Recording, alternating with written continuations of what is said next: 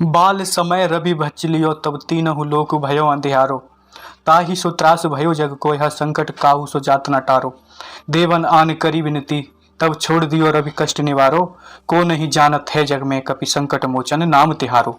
दोस्तों, आज हम आपको वीर बजरंगबली हनुमान के जीवन की कहानी के बारे में विस्तार से बताने वाले हैं कि वीर बजरंगबली हनुमान जी का जन्म कैसे हुआ।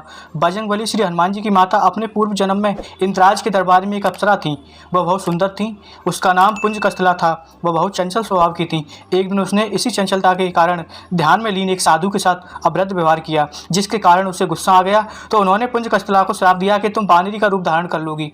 अपनी इस हरकत के कारण पुंज कस्थला को आत्मग्लानि हुई, जिसके कारण उसने ऋषि से क्षमा मांगी। ऋषि ने पुंज कस्थला को कहा कि हालांकि तुम बानरी का रूप धारण कर लोगी, लेकिन तुम बहुत तेजस्वी होगी और भगवान शिव शंकर के अवतार को जन्म दोगी। इसके बाद एक दिन इंद्र ने पुंज कस्थला से प्रसन्न होकर कहा कि तुम जो चाहो वह मुझसे मांग सकती हो। पुंज कस्थला ने कहा, इंद्रदेव कि कैसे ऋषिवर ने उसको श्राप दिया, जिससे वह जब भी किसी युवक की ओर आकर्षित होगी तो बानरी का रूप धारण कर लेगी। वह अब श्राप से मुक्ति पाना चाहती है। इंद्र ने पुंज कस्थला को कहा, हालांकि तुम बानरी का रूप धारण करोगी, लेकिन तुम जिस युवक से आकर्षित होगी वह भी तुमको स्वीकार करेगा। जब तुम शिव शंकर के अवतार को जन्म दोगी तो तुमको इस श्राप से मुक्ति मिल जाएगी। इसके बाद इंद्र के कहने पर पुंज कस्थला को अंजनी के रूप में धरती पर आ गई। एक दिन जब वह ऐसे ही भ्रमण कर रही थी तो उनको एक युवक दिखाई दिया। अंजनी उस युवक की तरफ आकर्षित हो गई, जिससे उसका चेहरा बानरी का हो गया। अंजनी ने अपना चेहरा युवक से छुपा लिया।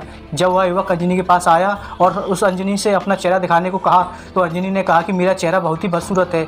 लेकिन जब अंजनी ने देखा कि वह युवक भी बानर की तरह है, युवक ने अंजनी को बताया कि वानर राज केसरी है, वह जब चाहे तब मनुष्य का रूप धारण कर सकता है। इसके बाद अंजनी को केसरी से प्रेम हो गया और उन दोनों ने प्रेम विवाह कर लिया। शादी के बाद भी बहुत समय तक उनकी कोई संतान न हुई। संतान की इच्छा को लेकर एक दिन अंजना मातंग ऋषि के पास पहुंची तो मातंग ऋषि ने अंजनी को 12 वर्ष तक नारायण पर्वत स्थित स्वामी तीर्थ जाकर उपवास करके तप करने को कहा।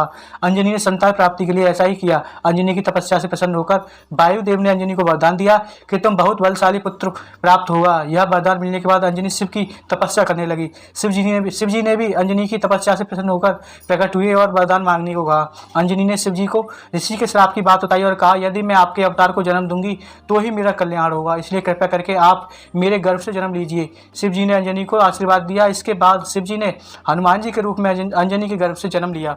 आशा करता हूँ ये सच्ची घटना आपको जरूर पसंद आई होगी। इस कहानी पर आपकी क्या राय है कमेंट करके जरूर बताइए। कहानी पसंद आई हो तो लाइक और शेयर करना बिल्कुल मत भूलिए। चैनल पर नए हो तो चैनल को सब्सक्राइब जरूर कीजिए। वीडियो पूरा देखने के लिए आपका बहुत बहुत धन्यवाद। जय श्री राम, जय बालाजी महाराज, जय बाबा दीप करौली।